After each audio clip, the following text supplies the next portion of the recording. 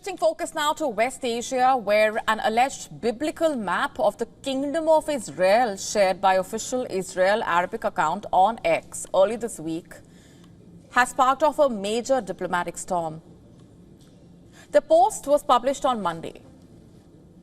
It basically shows the boundaries of the ancient kingdoms of Israel and Judah in 928 BC, which encompassed part of modern-day Jordan, Syria, Lebanon, as well as areas controlled by the Palestinian Authority in the West Bank. The accompanying text offers a summary of the divide between Israel and Judah. It reads, and I'm quoting here, "Did you know that the Kingdom of Israel existed 3,000 years ago?" The post then proceeds to portray the biblical accounts of King Saul, David, and Solomon, as well as the partition of the kingdom to the northern kingdom of Israel and the southern kingdom of Judea. It talks about their respective destruction and the exile by the Assyrian and Babylonian empires. The tweet reads, and I'm quoting, "This division led to political conflicts throughout the history of the people of Israel, and its effects continued for hundreds of years," quote unquote.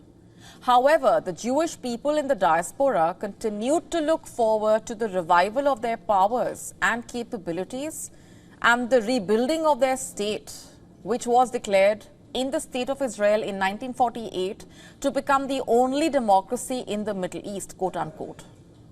However, not everyone was pleased with this history lesson from Israel. The biblical map was featured in outlets across West Asia, including Saudi channel Al Arabiya, Qatari outlet Al Jazeera, and others.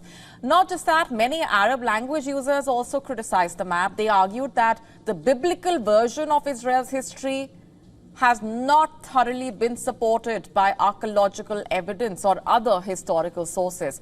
Some netizens also took issue with Israel's claim of being the sole democracy in the Middle East, quote unquote. Others characterized the post as a provocation.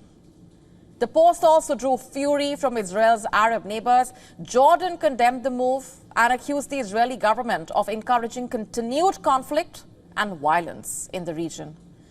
The Jordanian Ministry of Foreign Affairs claimed that the post followed the trend of inflammatory comments made by far-right members of the Israeli government. The statement, attributed to Foreign Ministry spokesman Ambassador Dr. Sufyan Quda, said, and I'm quoting here, "These allegations and illusions adopted and promoted by extremists in the Israeli government, which encourage the continuation of cycles and of violence and conflict, constitute a blatant violation of international norms and laws," quote unquote. Calling for international condemnation, Quda demanded that the Israeli government immediately cease these provocative actions and stop the provocative statements. Criticism also came from Qatar's foreign ministry. Doha said that the map claiming to represent historical Israel was a flagrant violation of international norms. Doha also warned that Israel's evident aspirations could further hinder the chances of peace in the region.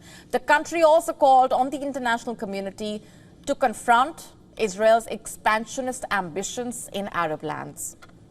The UAE Foreign Ministry statement also slammed the map as a flagrant violation and breach of international law. Its statement read, and I'm quoting here, "The UAE's absolute rejection of all provocative practices aimed at altering the legal status of the occupied Palestinian territories," quote unquote. The ministry stressed on the need to put an end to unlawful practices that threaten the two-state solution and the establishment of an independent Palestinian state, quote unquote. Similarly, the Saudi Foreign Ministry also rejected the Israeli allegations related to the map, saying such extremist allegations demonstrate the intention of the occupation authorities to consolidate their occupation and continue blatant attacks on sovereign states and violate international laws, quote unquote. The Arab League Secretary General Ahmad Abul Gheit stated in a press release, and I'm quoting here, "The publication of these alleged maps is not a trivial act and must be understood in the context of the extreme right-wing extremism and religious obsession engulfing the Israeli government and its leaders to the extent of invoking and promoting historical myths as facts, quote unquote. Of course, the Palestinian Authority also condemned the map as a violation of international resolutions and laws.